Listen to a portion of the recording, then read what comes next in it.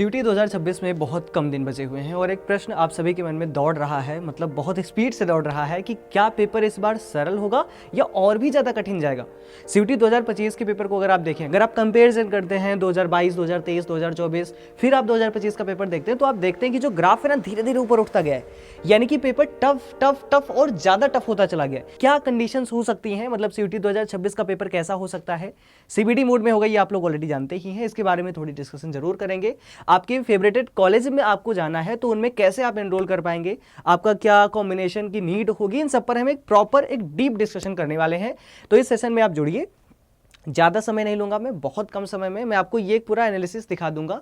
Back year के पूरे analysis के बेस पर आपको बता दूंगा कि सीयूटी 2026 क्या वास्तव में इतना ही रेड जैसा मुश्किल होगा या थोड़ा थोड़ा कम मुश्किल होगा। इस पर एक पूरी डिस्कशन करते हैं। देखो बहुत सिंपल सी बात है, सवाल आप सबके मन में है, डर आप सभी को लग रहा है भाई, अंदर से एक्चुअल में लग रहा है आपको कि क्या होगा, क्या सीयूटी का पेपर इस बार बहुत ज़्यादा टफ जाएगा या सिंपल जाएगा। तो एक सच जानने की ज़रूरत है आपको, यानी कि आपको पुराने ईयर के जितने भी क्वेश्चन पेपर्स हैं उनको देखने की नीड है, हर एक सब्जेक्ट के। आप चाहे लैंग्वेज की बात करो, चाहे आप जेटी की बात करो, चाहे अपने डोमेन स्पेसिफिक की बात करो, तो सब पर आपको देखने की जरूरत है, यानी कि पूरे कंप्लीट एनालिसिस की जरूरत है कि भाई आप समझ पाओ कि क्या हो सकता है, क्या पॉसिबिलिटी बन सकती है, ताकि आपके जो ड्रीम कॉलेज है वहां तक आप पहुंचो। 16 लाख से भी ज्यादा बच्चों ने फॉर्म भरा हुआ है, तो आप खुद से सोचो कि एक सीट के लिए, चाहे वो दिल्ली विश्वविद्यालय है, चाहे वो बनारस हिंदू विश्वविद्यालय है, चाहे आपका इलाहाबाद यूनिवर्सिटी है, हर एक कॉलेजेस, वहाँ के जो टॉप कॉलेज हैं, वहाँ की जो टॉप सीट है, वहाँ पर अगर आपको आपका ठप्पा लगाना है तो उस ठप्पा लगाने के लिए ये जो 16 लाख की भीड़ है, 16 लाख से ज़्यादा भी बच्चे, अब मान के चलो कि इसमें अपीयरिंग में कम से कम 10 से 12 लाख बच्चे तो बैठेंगे और थोड़े ज़्यादा भी हो सकते हैं।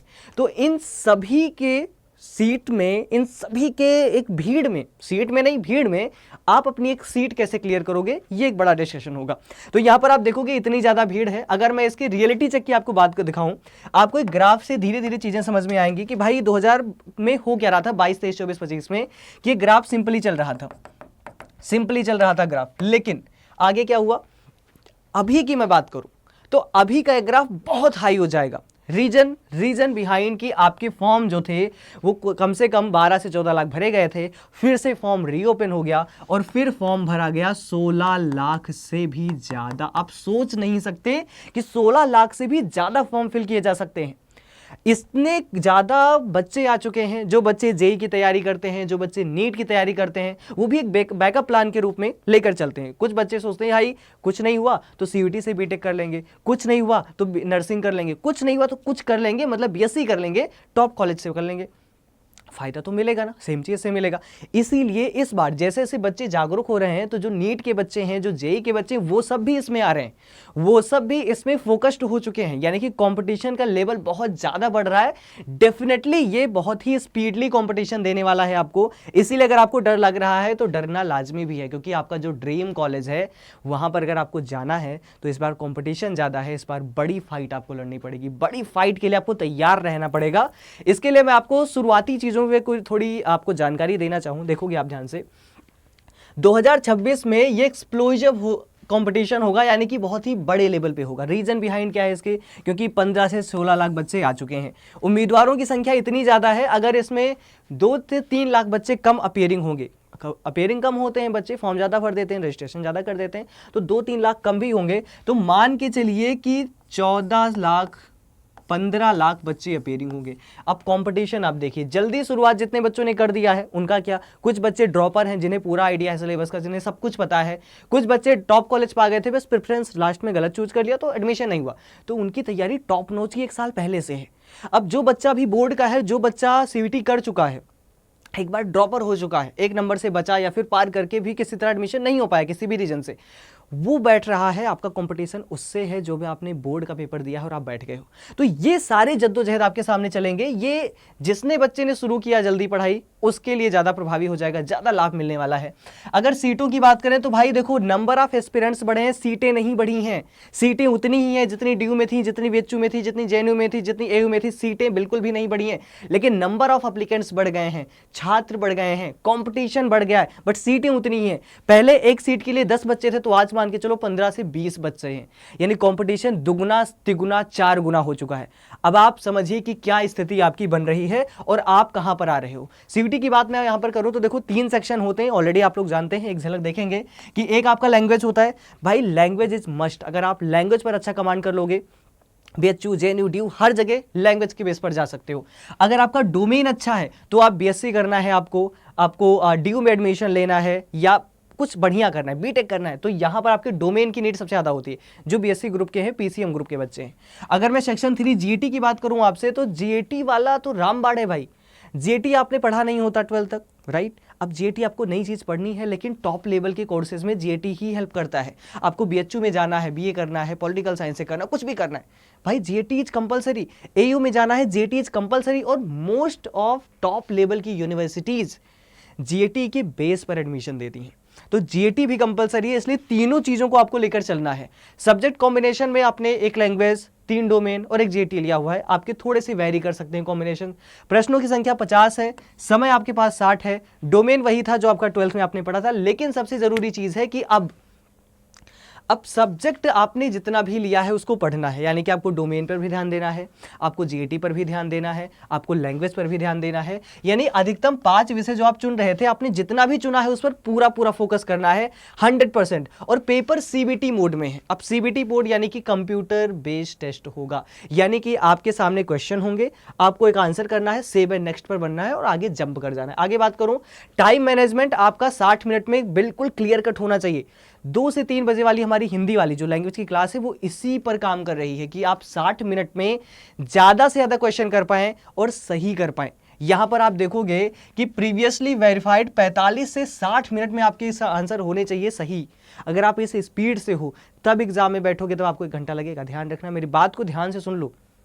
जब आप मॉक टेस्ट में, डेली प्रैक्टिस में 60 मिनट में कर रहे हो ज़्यादा क्वेश्चंस, यानी कि 30 मिनट, 40 मिनट, 45 मिनट में पूरे पेपर हो रहे हैं, तो इसका मतलब अब एग्जाम में आप तैयार हो 60 मिनट के समय में क्वेश्चन को अटेम्प्ट करने के लिए, क्योंकि क्वेश्चन का लेवल अलग होगा, नए नए टॉपिक्स होंगे, हो सकता है कुछ नया टॉपिक भी इसमें जुड़ जाए।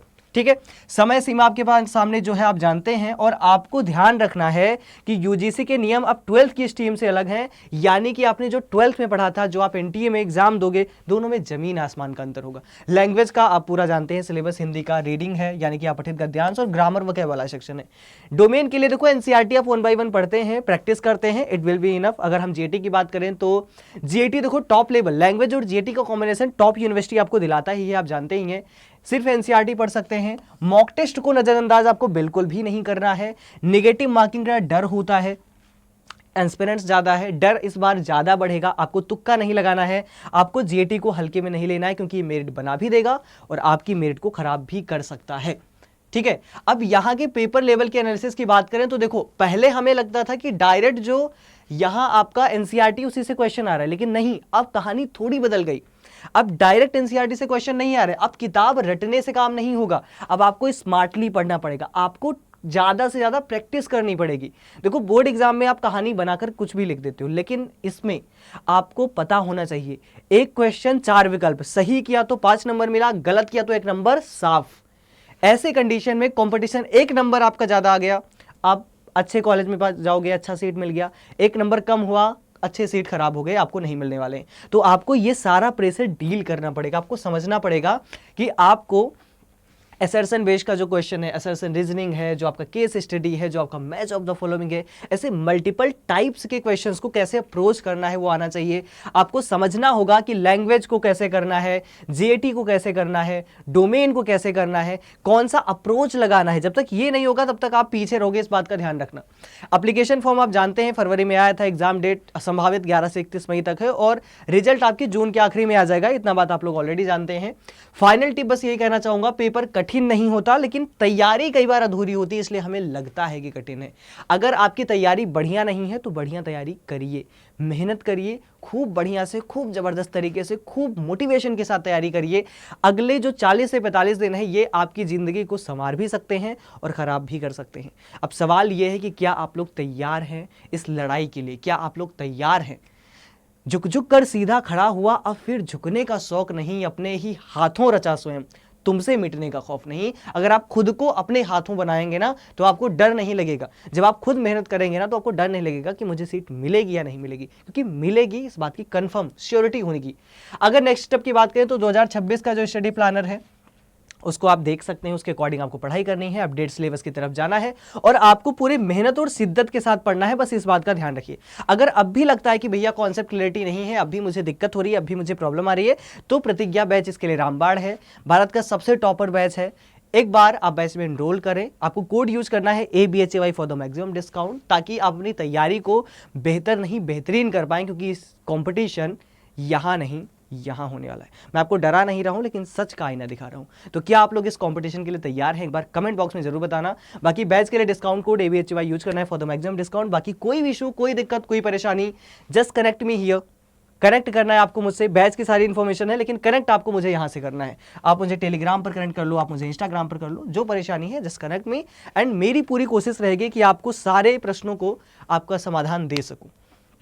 बाकी फिलहाल अभी आपसे विदाई चाहूंगा, लेकिन तैयार रहें, क्योंकि इस बार बेहतर तैयारी नहीं चाहिए, बेहतरीन तैयारी चाहिए। इस बार लेवल यहाँ नहीं यहाँ जाने वाला है, तो आपको उस आधार पर पढ़ाई करनी है। आपका लैंग्वेज है, GAT है, डोमेन है, सब में फोड़ना है आपको। तो क्या आप लोग तैयार हैं या नहीं, एक बार जरूर बताएंगे। बाकी मैं मिलता रहूँगा आपसे सारी इन्फॉर्मेशन के साथ में। कोई परेशानी, कोई दिक्कत हो, just text me, message me, call me, do what ever you want. मेरा एकमात्र उद्देश्य है कि आपको बढ़िया कॉलेज में पहुंचाना, और आपका एकमात्र उद्देश्य होना चाहिए कि आप बढ़िया कॉलेज में पहुंच रहे हो। मिलते हैं कक्षाओं में। बाय बाय, टेक केयर, ध्यान रखिए।